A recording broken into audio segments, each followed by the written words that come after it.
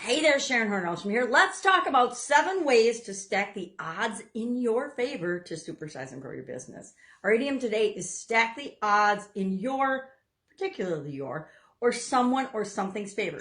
What does that mean? It means that we are setting things up so that we are successful, setting things up to win. We want to make it more likely for us to create what we want in the world, build and supersize our business, or minimize the possibility of us not getting what it is that we want. What are some cool ways? And this idiom, this expression, I'd be surprised if we haven't heard it. And I know I've heard it and used it many, many times before. It's a really common one. I didn't exactly find the origin of it, but I believe it comes from games of chance and playing cards, because odds and probability and statistics play a lot into how do we measure, how do we grow, how do we know, and how do we make sure that the decisions and the choices we're making are probably going to lead to success. I don't think any of us ever set out to fail, at least not on purpose. I think we set out to win and do things that work for us, but they don't always work out. We know that that's the way life is. Some things work out, some things don't. I always think of Effie Trinket from the Hunger Games series, where she says, "May the odds be ever in your favor." Whenever I hear stacked odds, things like that, I think of that quote. It just rolls through my head because she's such an attention-grabbing character, right? If you haven't seen those, I think that the utopian movies are fun to watch, or dystopian movies are fun to watch, because they change our perspective. They give us different ways of looking at things, and we think, hey, what if something strange like that really happened? What if our lives and our businesses and our environments were different? What impact would that have on us?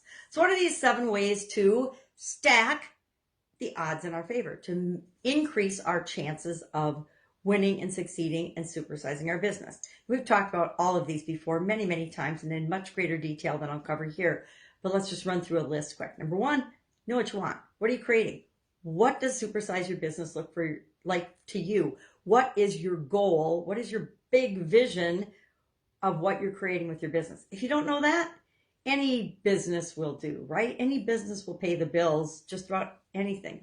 But if we know what we want, why we're here, and where we're going, it increases the odds of us getting there probably 1,000-fold, if not more. Never done the statistics or the numbers on that.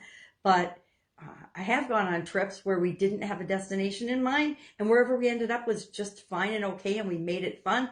But I've also gone on trips and journeys and adventures where we knew exactly where we were going, and we planned out the whole trip, and that trip was awesome, right? It's hard to have an awesome time if all you're setting yourself up for is a fine time.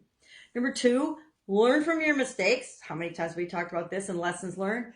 But double down on the things that work for you. It's amazing to me how many business owners I talk to, and we'll be having a discussion about, strengths and weaknesses of the organization, what's worked, what hasn't. And they'll have had this terrific project or rollout or marketing campaign or new product launch or whatever it is that was awesome, and then they never did it again. Anybody guilty of that? Anybody besides me?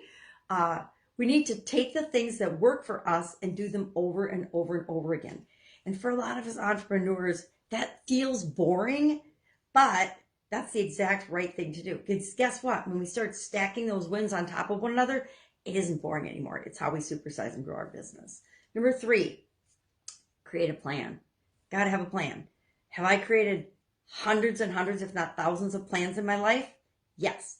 Have any of them ever gone 100% according to plan? No, absolutely 0. Some people will argue, well, why should I create a plan if I know that it's not going to work?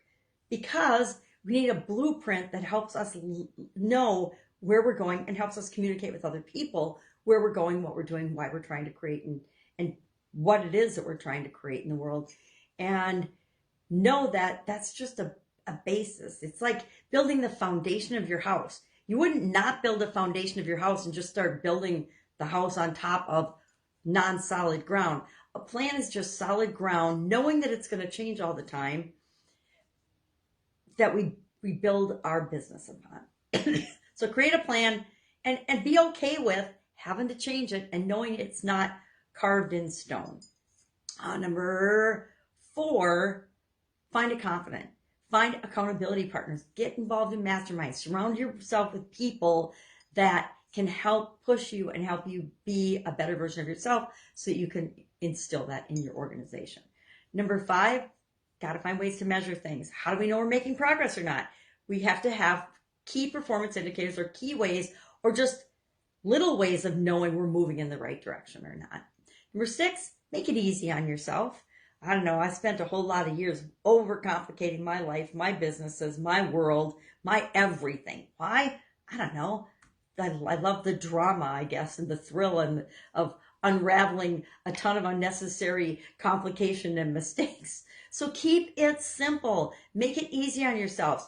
Do the things you love to do and let other people do the things to do the rest. There's always going to be things that we hate to do. Let other people do those. My new philosophy. There's going to be things we love to do. Do those things, but only if it makes sense for the stage you are in growing and building and supersizing your business. Number 7, be patient and persistent.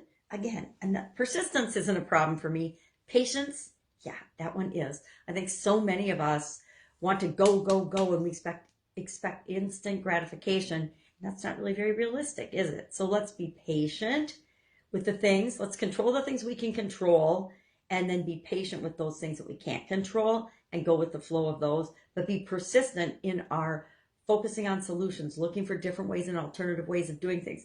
I firmly believe that there's always a more efficient, effective, faster, easier way to do absolutely everything that we do, at least everything that I do. And so my brain is always looking in the background for how can we make this better? How can I improve this? How can I do this easier? How can I automate this? How can I make it automatic? And because of that, I'm always changing how I do things, but they're always getting better, faster, easier, more efficient, and more effective in my life.